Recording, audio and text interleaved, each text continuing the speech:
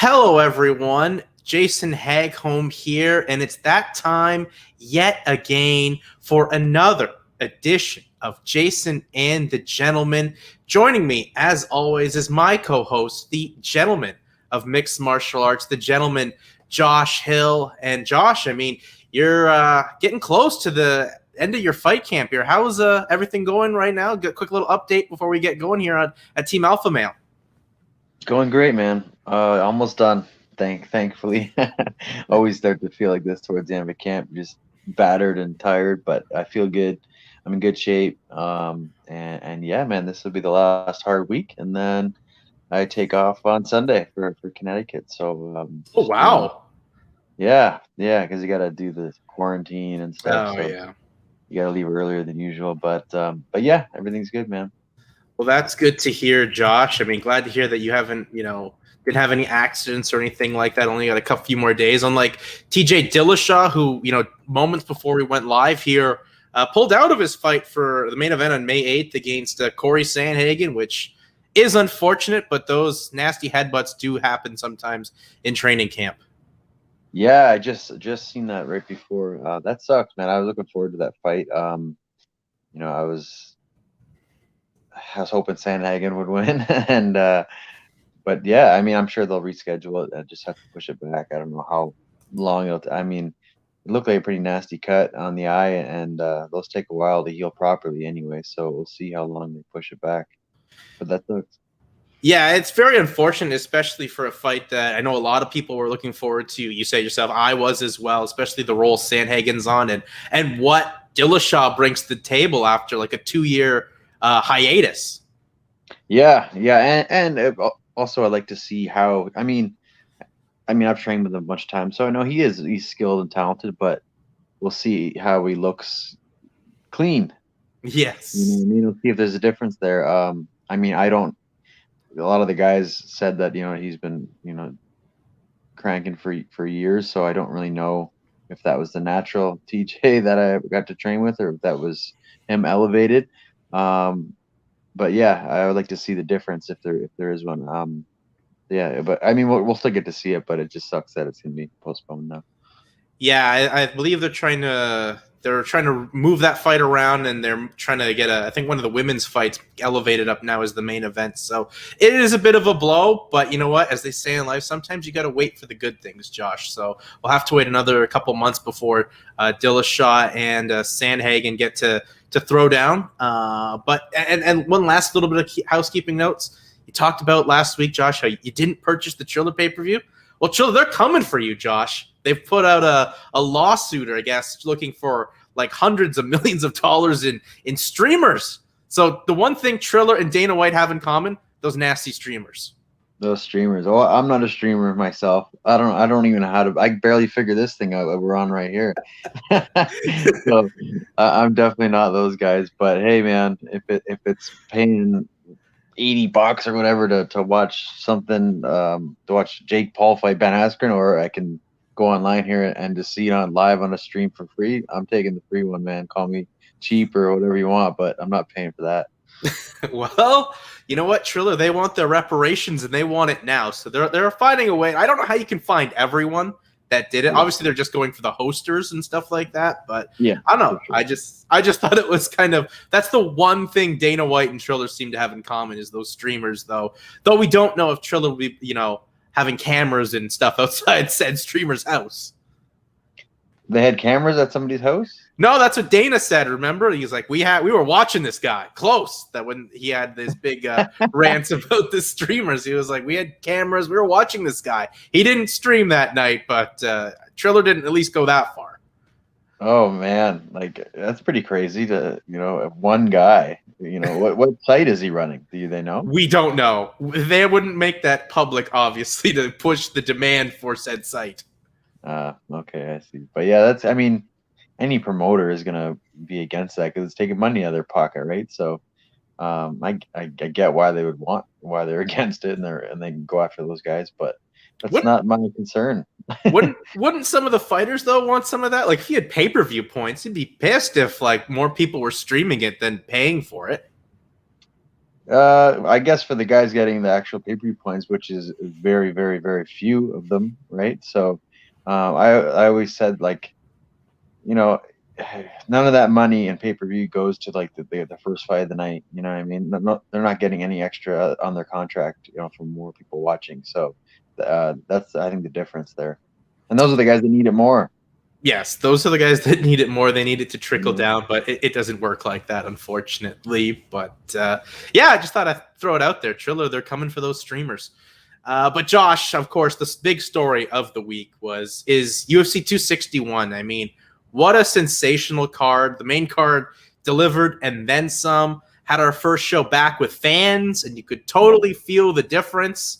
Like, first of all, what did you think of just having the fans back? Because like first fight of the night, even though it was a prelim and the building was half full, and there was a knockdown in the first punch, like it felt like it was the biggest show of the year, and that was just the first fight. So to me, it was nice to see fans back. Yeah, man, 100%.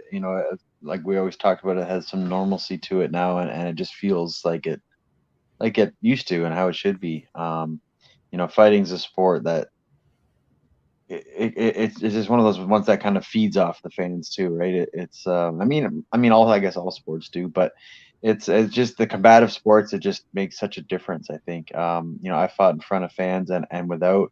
Once I'm in the cage, I don't really notice a difference, but the atmosphere and stuff before and afterwards, it's pretty special. So yeah, having the fans there, man, it's way better. It totally was, and I know everyone had their concerns about, oh my god, these people are together, but I think, for the most part, we're kind of at the point where we understand the severity that COVID had, but I think we're just ready for something different, right? Like, if you respect the safety protocols, there weren't a lot of masks in there, though they were mandatory and whatnot, but I didn't see one mask in no, I there. didn't see one mask either. Florida, they're not masking up at all, whether they need Yeah. be. But Yeah. but I think everyone's just ready to find some sort of normalcy. In Florida, while they may have handled COVID poorly in some people's eyes and opinions, it was great that they were the first ones to have an event back, both last year and this year. Now the first one with fans, and it just adds so much to a show, right? Like, I think we're gonna remember this show so much after a year of just silence. And the fights were great, but it just adds so much to the fights, and you could tell it like the fighters were feeding off the crowd more than anything. Yeah, for sure. It's been a year, whatever it's been for fighting without fans in a empty arena an Apex or a Fight Island. You know what I mean? So there hasn't been any interaction there. So yeah, for sure, the 100% the fighters are craving that. Especially some, there's some fighters that they don't need that crowd draw to build that energy and get in the zone and whatnot. But there's some fighters that do. I think a guy like a McGregor does. I think Mm-hmm. he kind of feeds off that. So there's a lot of fighters like that I think will benefit from the fans being back. Yeah, and I just think like it adds to the pay per view, and that seems to be the plan now. Is the pay per views will have it, but if you're fighting on this upcoming fight night where it's back at the Apex, like that's kind of gonna Yeah, suck a bit, right?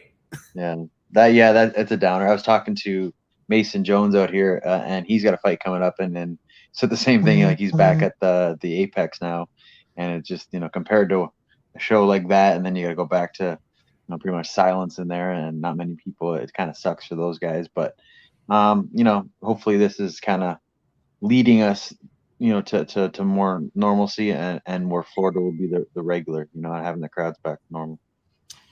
Yeah, exactly. The same thing with WWE, right? Like they had WrestleMania, and then they're back in their bubble and stuff like that. All in all, though, it was nice to see, and it's nice to know that that's the plan now for pay-per-views. So I think it'll help add buy rates on the pay-per-views as well, because you want to see the fights, but you want to see the crowd reaction, and you're kind of buying some of that normalcy back, depending on where in the world you are. Yeah, I guess so. I mean, for myself, it would be like I'm buying it just to watch the fights. I don't care if there's nobody there, but I'm sure there's some people that would, yeah, probably like the. I guess it just reminds them of the good old days. You know what I Yeah. mean? Of how it used to be. So maybe you're right in that sense. But yeah, if I'm buying a pay per view, I'm like, I don't care if it's nobody there or packed. But I mean, it does make a difference. I think for the fighters for sure. Yeah, and I can't. I mean, I think it's going to help UFC do that crazy pay per view business from this past pay per view all the way up to July. What we know, and that's McGregor and Poirier 3. So fans will be back for those, which will obviously entice it a little bit more. But main event, Josh, Kamaru Usman and Jorge Masvidal for the welterweight title. I know you were rooting for. You picked Masvidal to win, and I thought Masvidal looked. No, I was rooting for Masvidal. I Ah, picked yes. Usman to win, but yeah, I picked Usman to win, and he won. But it was nowhere. I don't think anybody picked how he was going to win like that. No, I don't think anyone really expected anyone to finish Jorge Masvidal like that. That was beyond impressive. The first time Masvidal's been finished in MMA since the Toby Amada inverted triangle back in Bellator season 1, and the first time he was finished via strike since like 2008 when he fought in Sengoku. So that just shows you like how durable this guy is. But this brings me to my next point. It's like, all that talk of Kamaru Usman and he's got pillow hands, that just died. Yeah, I mean, I think that was just Masvidal. He hit him with some shots, and I mean, I'm sure he hits pretty hard, but nothing was full on flush like that. And I think Masvidal was expecting to wrestle for 25 minutes. He prepared for that. Didn't worry about his hands because he just figured he had the superior striking, and if it did stay up on there, he was going to start tagging him. But even in the first round, Usman was landing more shots on the feet, and yeah, man. And when you just kind of have that guard down a bit, especially when you're expecting a takedown. When you're expecting a takedown, things freeze up a little bit more. Your hand placement becomes a little bit lower because you're looking to sprawl and get your underhooks and whatnot. So it changes the game big time. And if you're worried about a takedown, you can't really unload your strikes like you would want to because you're worried about someone coming underneath and getting your hips, right? So, yeah, I think that played a huge factor. And I just think he got a little bit cocky. He took some of his shots and just kind of, had his hands down and left himself in a vulnerable position. And then just very basic, 3-2 straight down the center line, and I mean Usman threw everything he had into that though. Like that thing, would have knocked out, anybody. So yeah, man, it was crazy. I did not expect it to happen like that. I picked Usman probably by decision or I mean, yeah, that's pretty much a decision. I thought he'd just outwork him, out wrestle him. But yeah, that was pretty crazy, man.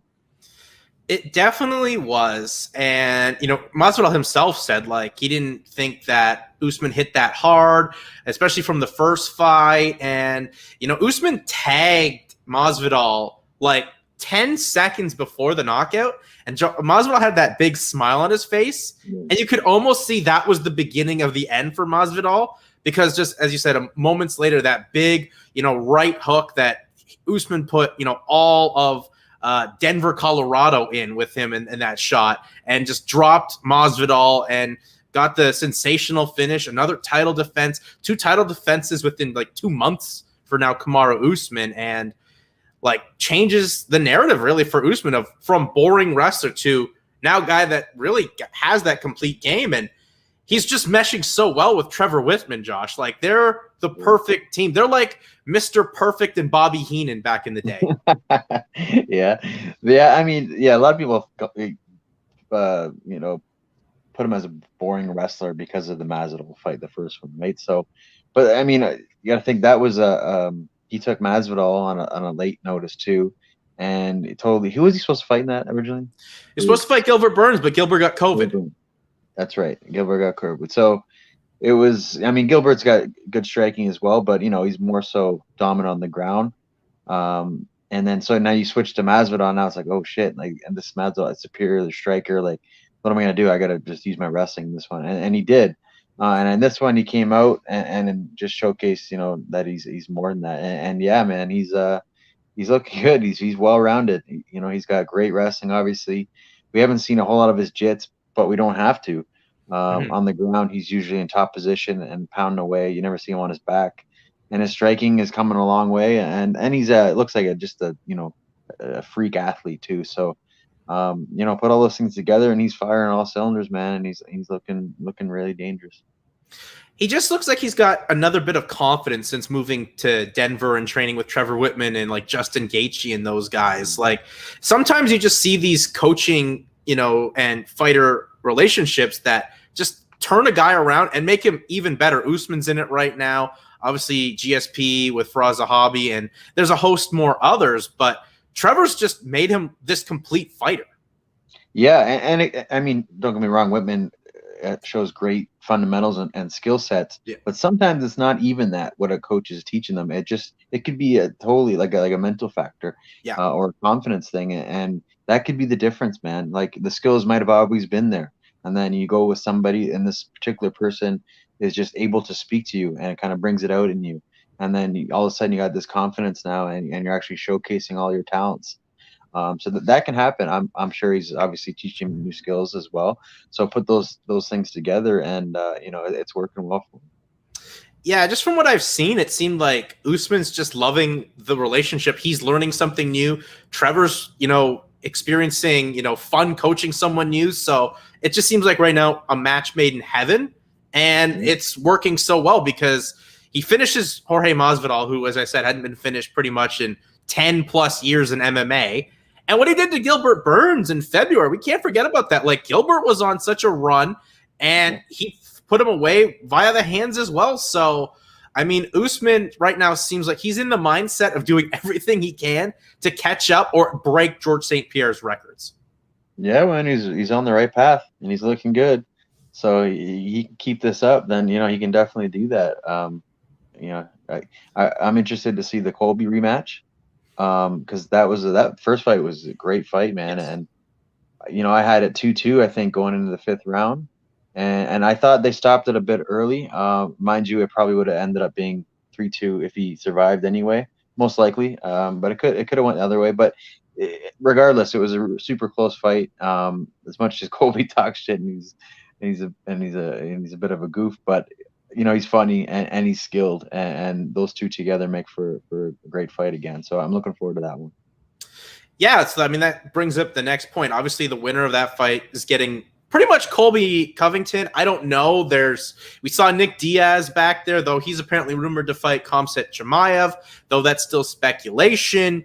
But Colby was going to be win-win for the UFC because he's got already a fight with Usman. They don't like each other. And if Masvidal won, like Masvidal and Colby, former teammates, they don't like each other. So there's the drama sell for both. But as you said, the first fight between Colby and Usman back in December of 2019 was arguably one of the best fights of the year. It was so close. I know it was like one of Dana's favorite fights of all time. So that always helps. And a lot of us, like you had it close. I had it 2-2 going in to the 5th round as well. And I mean, right now, like it's great to see Colby. He's such a tough guy to fight, and he fought Usman really hard. But this Masvidal, like, he seems just on a different planet right now. Oh, Usman, you mean? Yeah. Yeah, man. Who did Colby beat Woodley after their fight, right? Yes. Is that it? Just had the one fight? Yeah, he's pretty much just had the one fight because he had the Lawler fight to get the Usman fight. Right. Okay. Well, I mean, but still, he's got victory back. He's got a win back. So he's got that confidence riding high again off of a win. So I mean, and he knows that he went in there and he spent 20 plus minutes with him in the cage, and took big shots. So I'm sure he's just chomping at the bit to get back in there and just make some adjustments that he thinks will be the difference. I'm interested in the fight because Colby, while he plays, an interesting gimmick and whatever, he pushes the buttons of a lot of people in the MMA fandom, still a very good fighter. Like you don't see people control like a Tyron Woodley the way that Colby did, and he fought Dos Anjos tough, and he fought Usman, the champion right now, really tough as well. So I'm interested to see what happens. I mean, the build's going to be, hopefully it doesn't get too messy because these two have said some pretty mean things about each other. Obviously, you want some trash talk to sell it, but hopefully it doesn't get too vitriol-like. But all in all, it seems like it's going to be Colby Covington. Though, if in May Leon Edwards beats Nate Diaz, like, do you throw Diaz in the Edwards in the mix now? I think they should probably have the fight booked For For whenever, Colby's sake, yes. for Colby's sake. But yeah, I think that kind of should be like set, and then Leon Edwards could probably possibly fight the winner later Yeah. down the line. You know. I mean, it would be a rematch of a fight that happened in like December of 2015 for Edwards and Usman. I mean, so much has changed since then. But if Leon gets a win against Nate Diaz, I think you'd have to maybe think about him. But it really seems the vision is Colby versus now Usman. So that will be at some point in 2021 as we wind down the year of MMA. But also on this card, Josh, our co-main event, strawweight title. Rose Namajunas, Weili Zhang, and another fight where I was like, it's going to be close. That was the fight I didn't know how to pick because it could go either way.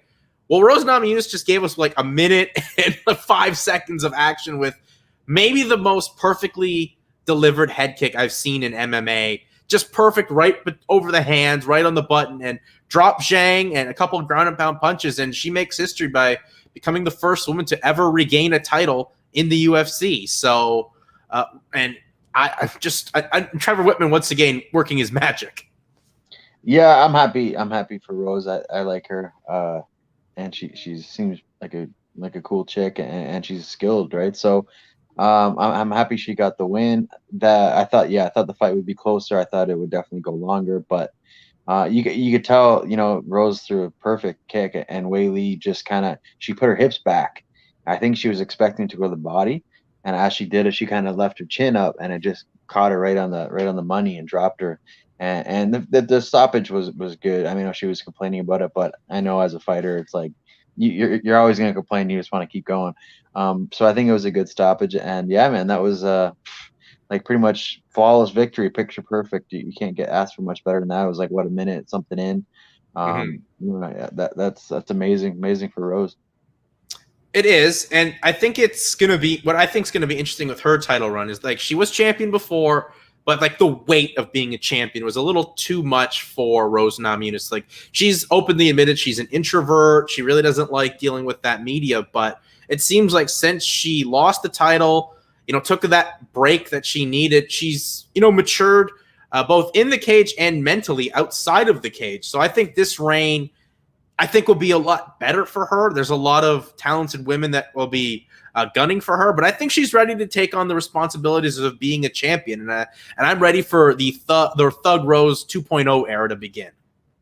Yeah, and she's been there, done that already now, right? So this is her second time around, so she has some experience there, and she knows what it's like, so she can use that experience to her benefit, and yeah, just kind of be comfortable with it and build off of it, and maybe just maybe this time enjoy it more. Maybe there'll be more like, the first time I know she doesn't like all that stuff, but maybe once it was gone, it was like, oh, I had something good here that is I lost, but now she got it back. Maybe she'll really realize the how rare it is, and how she's amongst the best in the world. So really enjoy that.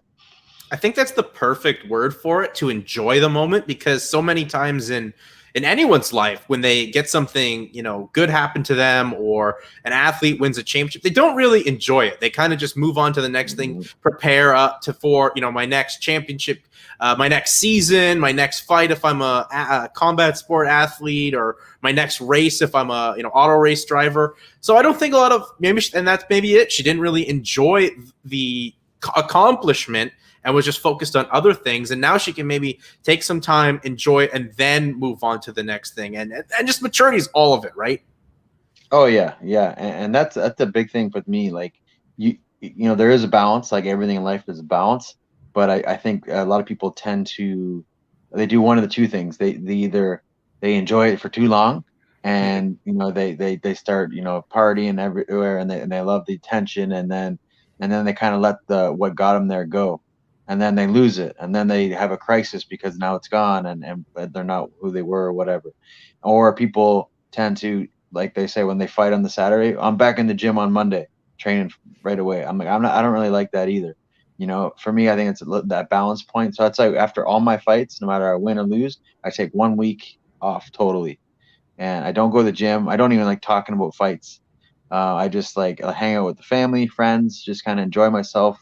After a win, like not like, walk around like you're king shit, but like enjoy it. You know what I mean? You just trained for 6, 8 weeks and you put so much into it and you got the win, food tastes better. Like go and eat some good food and have fun and then get back to, what you did to earn that. Right. So I think, and then she's a smart and mature girl. So like, I'm sure she's figured this stuff out now. So, but that's just how I like to do it. Plus, she's got like a camp that is super supportive of her. Like, did you see Pat Barry like hyping her up before the fight and after the fight, telling her she's the best, you're the best ever? Like, that goes a long way as well, right? Like when you're loved in your camp, and that just trickles down everywhere in not just your fighting career but life. It has to. Oh yeah, 100%, man. Support, moral support, and between not only your family outside and friends, but like your team, right? Because your team is who's going to be there with you, leading up to the fight and at the fights in the cage. So you have to trust them. You have to trust them. You have to know that they're actually committed and behind you, and they want to see you do well, and they're confident in you. That's the biggest thing. So once you have that, it brings such an elevation in your game, and she definitely has that. That she does, and once again, it was Trevor Whitman was a big person in their corner. And Josh, did Trevor Whitman in one night become Coach of the Year so far?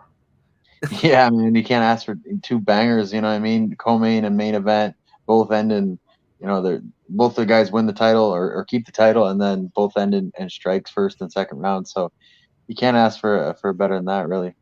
No, not at all. I think Trevor just kind of swept in and took like Henry Hooft and what James Krauser is doing out there as well. So it'll be interesting to see what happens with Rose. It'd be kind of wild if Carl. I don't know who goes next. Maybe Carla Esparza, who technically I guess was penciled into this spot, but didn't work out that way.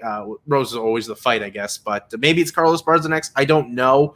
But there was another woman on this card, Josh, Valentina Shevchenko, and she defended the flyweight title, and we all thought that, well, I did at least, that Jessica Penne, not Jessica Penne, excuse me. What am I talking about? Jessica Penne, different name. And Jessica Andrade was going to be the girl to really push Valentina, and that wasn't the case at all. It was takedown after takedown, domination, and maybe this was Shevchenko's best performance since she won the women's 125-pound championship. Yeah, man, and this might have been the same type of thing as Usman, maybe the opposite direction, where everybody thought she would just stay on the outside, pick her apart, and beat her up in the feet. And she said, "No, I want to showcase my elite wrestling here and grappling," and that's what she did. Again, I thought I picked her to win. I thought she would do that, just kind of pick her apart on the outside and probably either get a decision or a TKO finish. Maybe later just from strikes, but she put on a wrestling clinic and controlled on the ground, and was something which most people didn't think would happen, just because Andrade is so shorter and stocky and powerful. But yeah, man, she looked great, and that division, the 115, there's quite a few at the top that can kind of circulate and make for great fights, I think. But here, she's kind of cleaning it out, man, and there's not really a whole lot of options for her right now. I guess that brings us to they have to make the Nunes-Shevchenko 3 fight after whatever happens with if Nunes gets by Juliana Pena, like they have to make that fight. Yeah, I mean, I get it, just because like it just sucks that they fought twice already. And she does have 2 wins. I know that they were super close, especially the second one. Well, I think it was a split, if I can remember. But I think so not. too, yeah. Regardless, it was super close. Could have went either way. But yeah, I mean, I get it. Like, I have to go up a weight class. It just sucks that, there's nobody right now that's like there, 100%, that's ready to go and a legit threat. I mean, I know anybody on any given day at this level can beat anyone, you know what I mean? But there's nobody that I'm seeing right now that is like, oh my, that would be the fight to make right now, really. I think it is the fight that's going to end up being made. I mean, unless, Juliana Pena pulls an upset of all upsets. I mean, in her mind, she's going to do it. But, I mean, odds and the opinion polls for fans and analysts everywhere is like there's no chance that Juliana has. I mean, that would spoil all the plans. But I mean, if how it looks like it's being mapped out goes through, you have to kind of make the fight. And I think it would mean a little bit more the third time because Shevchenko's kind of built her own dominance up at 125 the same way that Nunes has been killing it at both 135 and now 145, which is no longer in existence. So I think if it were a headliner as a pay-per-view, I don't know if it would be, it add a little bit more just because it's two dominant women that are, probably be prone as who's the best women's fighter of all time and whatnot. So I see it meaning a little bit more now than, a year ago or just, maybe 6 months ago. Yeah, I could see that. I just see coming from Nunes' point of view, it doesn't really do a whole lot for her. You know what I mean? Because it's somebody coming up to your weight class and they beat twice already. You know what I mean? So it's not like a new challenge. I know, mind you, I know they were close fights, but she still has 2 wins over, and it's somebody coming up a weight class. So it's not like, I would imagine it's not super appealing to her, but she might just be like, line them up, doesn't really matter who, just keep building on the legacy and keep making money. It could be like what I'm thinking. I mean, this is just speculation, but this could be like if they make that fight, that could be in a Nunes wins. Like that's what a way to dip out of the sport, right? Like you beat this girl 3 times. She's been on this run. Like what else do I have to prove? Peace out. I'm going to go be a mom now. Yeah. I mean, I could. Is 45 still around? No, they took it. They got rid of it. There's one fight. The Felicia Spencer has 1 fight left in the division, but they removed it. So I'm Felicia Spencer. So this is your last fight? Pretty much, I guess. Because the division's gone, and you're the last one fighting. Unless you're willing to make the cut to 135. Yeah, I'm sure some of them, like, they probably just can't do it. They would have done it already, right? But yeah, that's crazy, man. But yeah, it's possible. She might just, like you said, get these next probably 2 fights and then just peace out. And like, what better way to go out too? And I think hopefully if that is the speculation, I don't know how much more Nunes wants to do, whatever. She's not that old, is she? 30. She's been fighting. She was one of the girls that crossed over from Strike Force, but I don't know how old she is. Let me just give a quick look here at Amanda Nunes. So she's 32, so not that old, but no, she definitely, if she wanted to, she'd have a lot more years. It's up to her. Exactly. It's what does she want? Like she seems to be enjoying this mom role, which is taken. Obviously, I get that, but I mean, I mean, I think those are just the 2 fights really left, and if you win, like, what a better way to go out, cement your legacy. You're going to be a Hall of Famer, regarded worldwide. Like, you don't got anything else to prove. No, I agree. Yeah, it just comes down to her having the itch to still compete and still making money. That's basically those 2 things. Yeah, I mean, she's also dipping into a lot of advertisement and stuff like that, and I'm sure much more advertisement for products in Brazil as well. So, I mean, she could probably just make a killing just doing those ads or some TV spots, what have you. That ends up happening with a lot of these, guys and girls in combat sports. So, I don't know. It's purely speculation on stuff. She still does have the Venezuela's vixen, Juliana Pena, to still fight. So Juliana can throw a huge wrench into all these plans. Yeah, I don't see it happening, but yeah. Well, you know what? A lot of people feel that way, Josh. But, and then the other thing on the main card was the unfortunate Chris Weidman leg injury, and then the Jimmy Crute leg going out. Like, Jimmy Crute's was one thing, he'll be back, but man, what a tough break for Chris Weidman. Like, a guy that was really trying to give it one last go at middleweight, and a check kick the same way Anderson Silva broke his leg on Chris Weidman's leg. And now Weidman's out to at least 6 to 8 months, and obviously done for the rest of 2021, but he did have surgery. It seems like it went as a success. So Weidman's definitely got positive vibes, but I think Chris Weidman is going to be 37 years old by the time he comes back. He's 36 right now. He's got a birthday in June. Do you see Weidman coming back, Josh? I think he gives at least 1 fight. Oh, he'll come back. Yeah, 100%. I think he'll be back. Yeah, that man, that was crazy. I stepped out, um, and as I came back, that just happened. I was like, oh my God.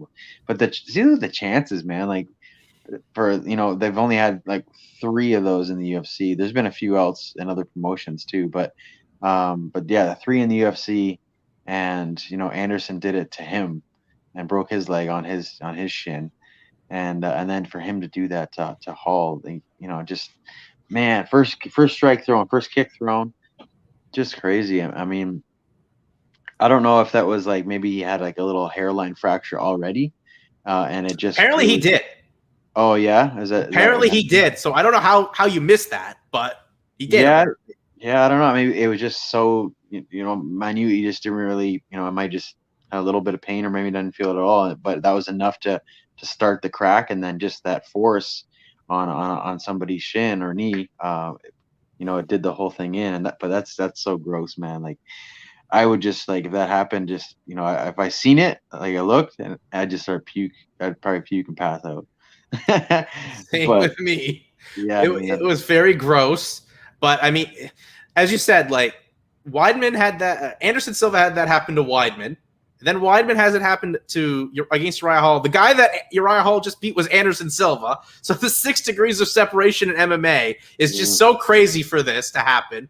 But it couldn't happen to a nicer guy in an unfortunate situation. So hopefully Chris can make the recovery and try to give it one last run and come back, because that's not a way that a guy of his stature should really go out. no, for sure. I mean, yeah, he could definitely come back and fight. Those first few kicks on the bag are going to be hesitant, and then in sparring too, just to get the confidence back and your leg and make sure it's all healed properly. But yeah, he could definitely come back and fight. Do I see him making another title run? Probably not. I didn't even really see him being able to make a huge title run now. You know what I mean? With the way the things are right now. But I like Weidman. I'm a Weidman fan, so I hope he comes back and maybe put together some wins if he can. If not, just get some fights. And obviously, this is not the way that you want to end the career. The moment of the night where the fans were kind of rough was like Weidman's down. Everyone's in shock, and then we got the F Jake Paul chants. I'm like, maybe not the time for the F Jake Paul chants when Chris Weidman nearly had his career ended. There's another reason why fans suck, eh? There you go. There was a couple of them. Definitely, that was a crowd where if you didn't represent the stars and bars of the United States of America, you were getting booed. I did not miss the USA chants when Canadians or internationals were in there. Did not miss that. Yeah, I know. Like I don't know why people do that shit, man. Like first of all, I've never booed ever at like any any fights. But even if I don't like the person, or like if my team's fighting against a guy or something, I just won't clap or won't cheer. But I guess because I do it, so it's different. It's one of those things. But yeah, man, that's the downfall of the fan side. You know what I mean? It's great to have them with the energy and stuff, but that's the downfall. That's the negative part of it. Just having, some of the idiots that kind of start that stuff, and it just kind of spreads. Yeah, that and wooing. I did not miss 800 woos. Ooh, yeah. Yeah, I know. I don't. I mean, I only like when Ric Flair does it. Yeah, exactly. It's not cool. Yes, that there were some moments where you were like, maybe fans not being back a way to go, but the energy was just too much. And then Jimmy Crute had like his leg go out, kind of like what happened to Michael Chandler in Bellator. It's happened to Henry Cejudo as well. Like it's one of those weird things where just like the nerve dies. But I think the lead of that is, how about Anthony Smith? Like he looked great, especially coming back to a building where last year Glover Teixeira literally knocked the teeth out of his mouth. Yeah, man. I mean, Anthony Smith's another guy that, like, it's hard to not like him. He's a nice guy. So it was good to see him get a win and get back in there. But yeah, I felt for Crute, because he wanted to keep fighting, man, and he would have. And I don't know. I'm not a doctor. I think if he had like another minute or so, maybe he could have. it would have woke the nerve up or something where he kind of get his function back of his foot properly and be able to fight. I don't know, maybe not. Maybe it was the right call, and I don't know the extent of the injury. So, but yeah, it's that weird thing where it hits in the spot and it kind of affects your nerve, and you can't you got like a rubber foot type thing, I mean, it was unfortunate. I know Crute wanted to go out there, and I really thought the Florida Commission was going to let him go out there on one leg to start the second round. But thankfully, the Florida Commission showed some compassion and actually stopped the fight. So it's an unfortunate loss there for Jimmy Crute. But like Smith's kickboxing looked great, and he was jabbing away. Like Crute's right eye was getting really rosy, and who knows what it would have looked like if we saw a second or even third round. But a great comeback win, and it's great. And, confidence is what we talked about with, Rose Namajunas, but Anthony Smith's got that. He didn't have it around this point last year, but he picks up one win, and he's got his confidence back, and he maybe could give it another run there at the light heavyweight title. Yeah, I mean, he definitely could. There's not a huge lineup there of contenders right now. It's not like it's a stacked division where it's full of killers. So yeah, he definitely could, especially now that John Jones is gone.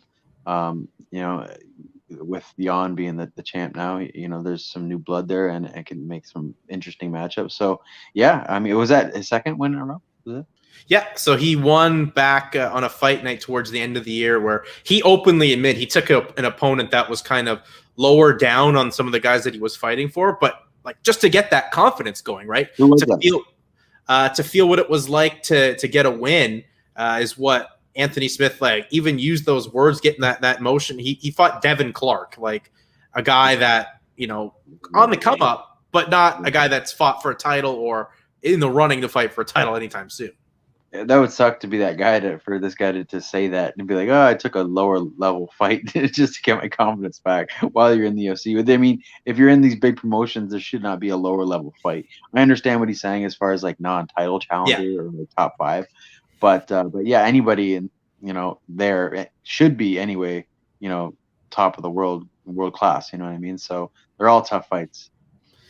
That they are, but I mean, I saw what Smith's mindset was, and it's working out for him. He's now got 2 wins in a row, and with a division that is starting to jockey for position. I mean, we know it's going to be Jan and Glover Teixeira next, but I mean, this weekend we got Yuri Prochazka versus Dominic Reyes. Like, there's another big fight for 205. So 205 starting to really stack itself up, and we're getting once again that clarity there. But Smith can definitely be one of those guys that at least has his hat in the ring. Yeah, for sure. You definitely hang in that the top 5 or 6 spot for sure in there. Well, Josh, anything else catch your eye? I don't know. I mean, obviously you probably watched all of the show. Thankfully, I guess for your eyes, you missed the Weidman injury. But anything else really catch your eye? Because this was a banging card, I thought, all in all, like one of the better shows of 2000, probably the show of 2021 so far.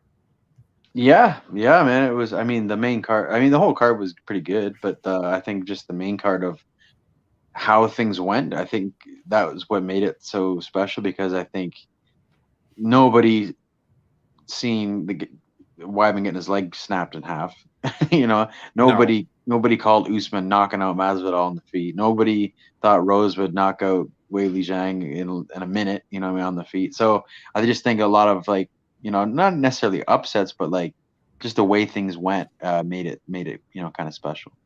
I believe it's also like the shortest main card in UFC history. Yeah. So I'm missing the number, but it was like somewhere around like 20 minutes of fights. Is that it, eh? Something just like around that. So, I mean, history was made. But yeah, I just, all in all, like by the time it was over, like I'm watching on the West Coast time. Yeah. By the time it was over, it wouldn't have even started back home normally if I was to watch it. You know what I mean? Like, it wasn't even 10 o'clock yet. It was like 9:30 or something. Oh, dude, when I looked at a 3 title fight pay-per-view and I saw some of those fights, I'm like, 2 of those 3 are going decisions. Yeah. And we're going to be out of here by like 2 a.m. And it was like 12:45. We're out of here. I'm okay with that. You can never complain with those types of situations. But yeah, like I don't know if you saw any of the prelims. Thought Randy Brown looked great, beating Cowboy Oliveira, getting himself a big win and landed maybe one of the cleanest right hands I've seen in a long time against a durable guy.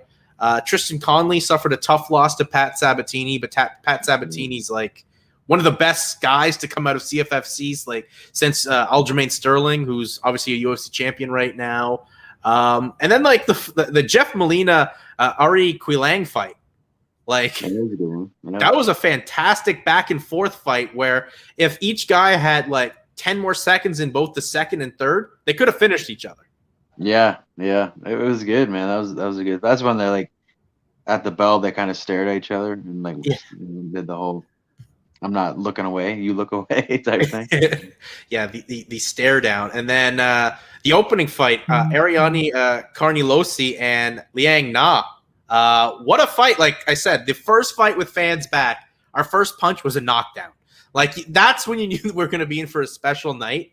And I mean, she hung in there, fought well, but then just got tired. Like she had like a bit of a weight cut issue, and then Carnilosi kind of just poured it on her and was able to grind her out. And I thought it was a great stoppage by the referee also, because it didn't look like a lot of damage was happening, but Na was done for, and good on the ref to see it, because a lot of refs, I think, in that situation would have let the fight continue for a lot longer. Yeah, you could time it's just body language probably, you could just sense you can see it was done. There was no more fight left, so sometimes you just do that. Yeah, so good job by, the referee in that fight. Just a great night of fights overall. And, I mean, it just excites me for the next set of pay-per-views coming up, because we're going to have fans. It's going to just, feel like it was before. And the cards are stacked, right? It's great, man. I'm looking forward to, like I said, there wasn't necessarily a lot of upsets, but if you want to change gears, I was watching the PFL. And there was a lot of upsets in that, man. That was crazy. Let's get into it. I mean, PFL's new shiny toy, Anthony Pettis, made his debut, and Clay Collard, obviously a professional boxer as well, boxed him up. Looked fantastic. I don't think a lot of people saw that coming. I kind of couldn't believe Pettis wanted to keep it a stand-up fight against Clay Collard, who is a boxer. I don't know why he did not shoot once in the fight. He did not look for a takedown once, especially after the first round. This guy's just pressuring you. He's got good hands, and he's just in your face.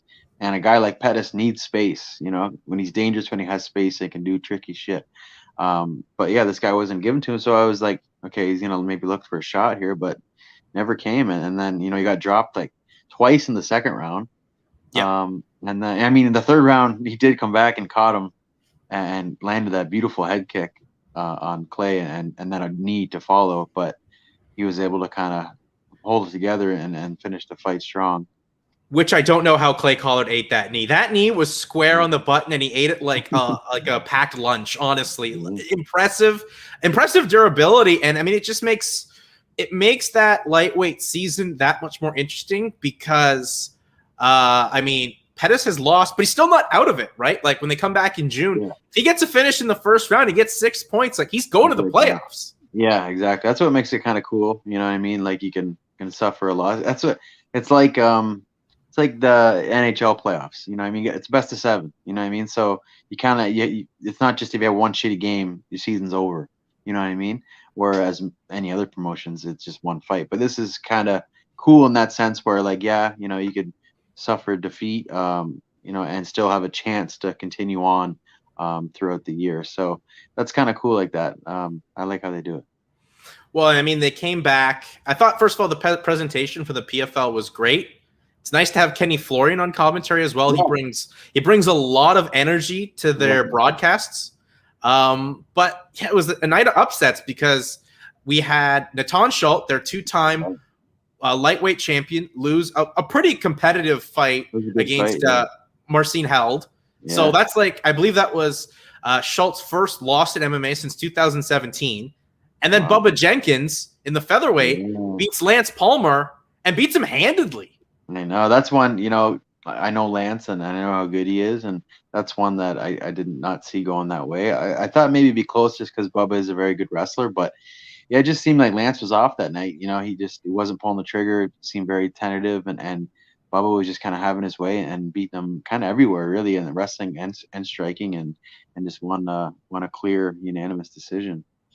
I think a lot of people forget how good Bubba Jenkins is. Like, he was a big deal when Bellator brought him in, and his kryptonite was just like Georgie Karahanian, who's a talented fighter as well. Like, Yeah. 2 losses in Bellator to Karahanian, but Bubba's making a play. Like, I'm trying to win this $1 million, and it makes it a lot interesting because, as I said, like, Palmer's now lost and Schultz lost, but they're not out of it. Like, they can still make the playoffs and try to three-peat.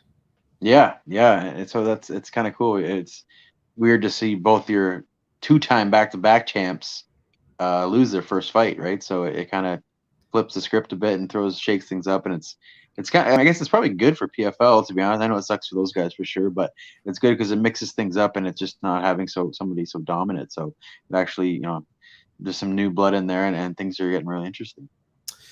I think it's great for PFL. I think, first of all, it's great that PFL's back. Like, I really miss them. This concept still proves it's awesome, even though they've tightened things up too, because there was a fighter that missed weight. So if he won, he wouldn't have got any points.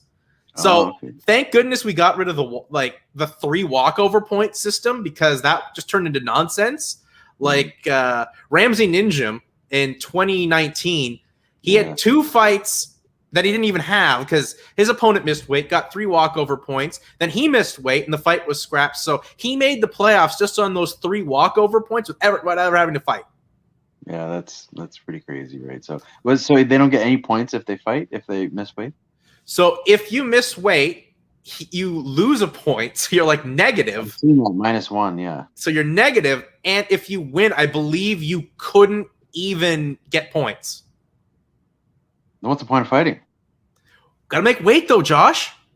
Hey, I'm all about making weight, but like, if I'm gonna go out there and fight and not get the points, I guess I'm fighting my purse, but like, yeah, that kind of doesn't make sense. I could see them like giving the minuses, like, that would be cool. It should be maybe more like -3 points, because then if you win a decision, then you're still at 0 or something like that. I don't know, but it's all on the incentive of making weight, because they had a lot of weight issues their past 2 seasons. So it's all about you got to get there and make weight. I'm good with that then. Yeah. Anything to have some more consequences for missing.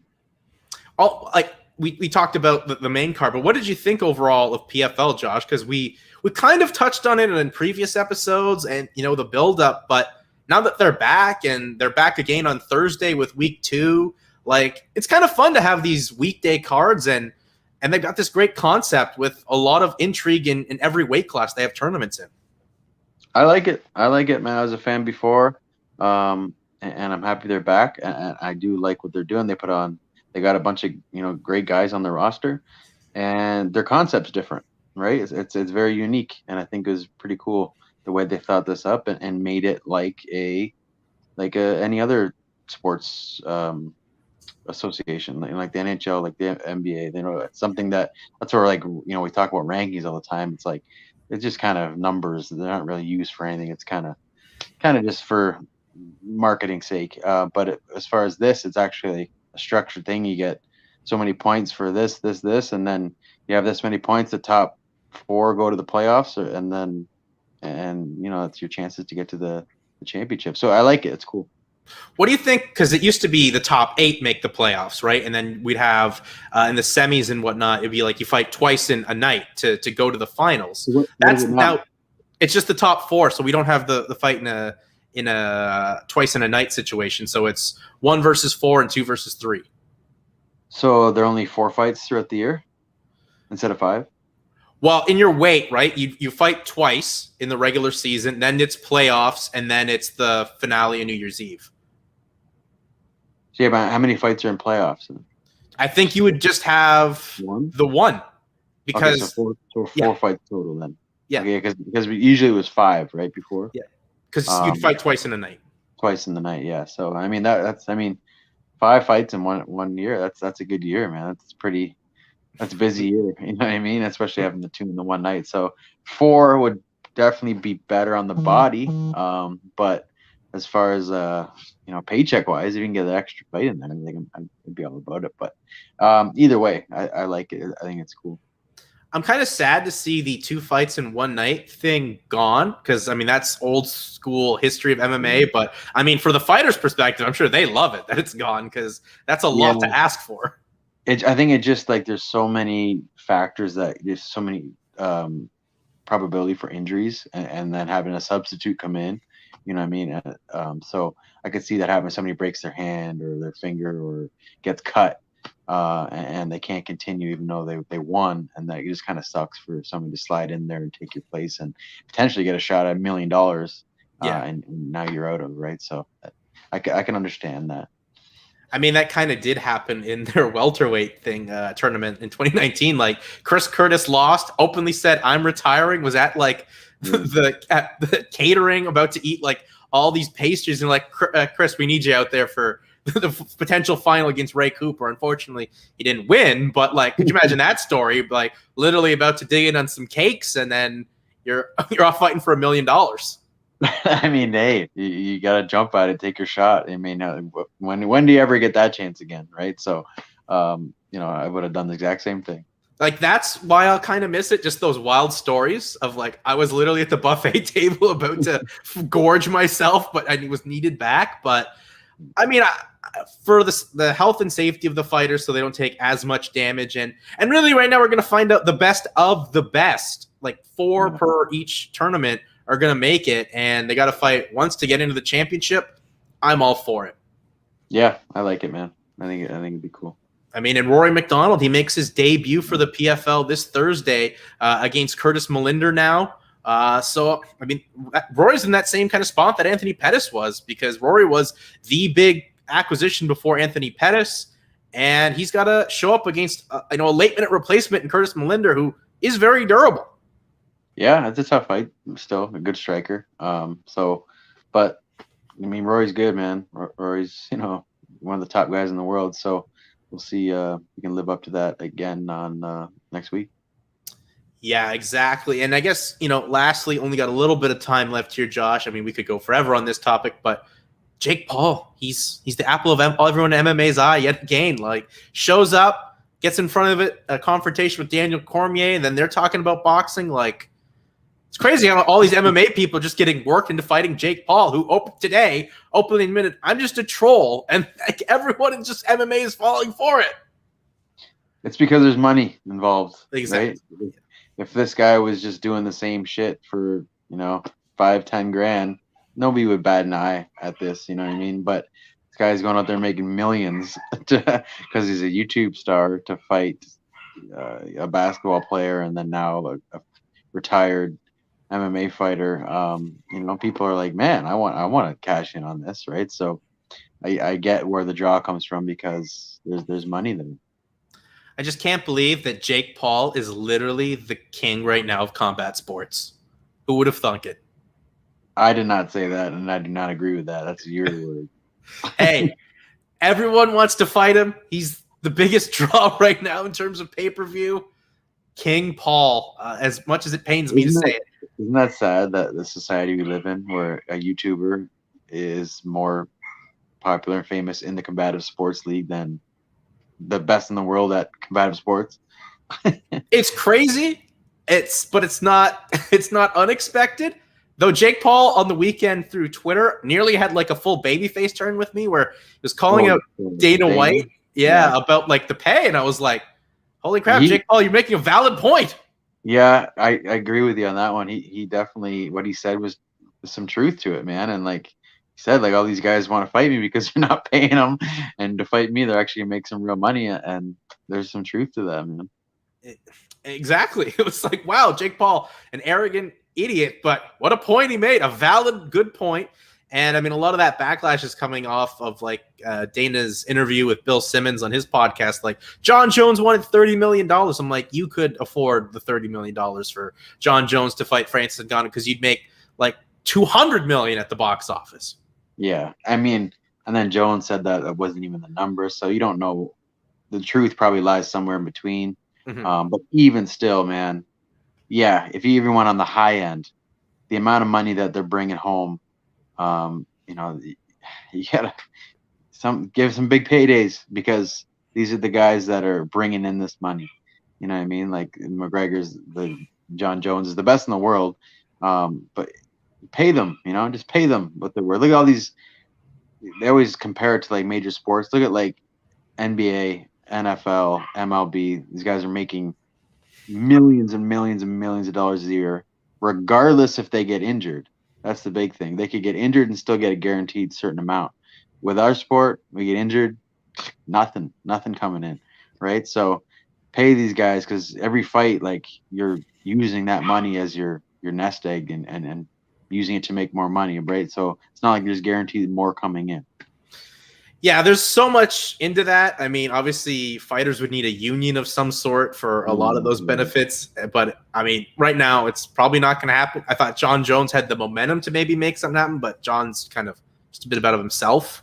But someone needs to be the Kurt Flood of mixed martial arts and get that union going. But still a long ways for that. Yeah, it's kind of been tried a little bit. But, yeah, I don't think it's happening anytime soon. No, not in my career anyway.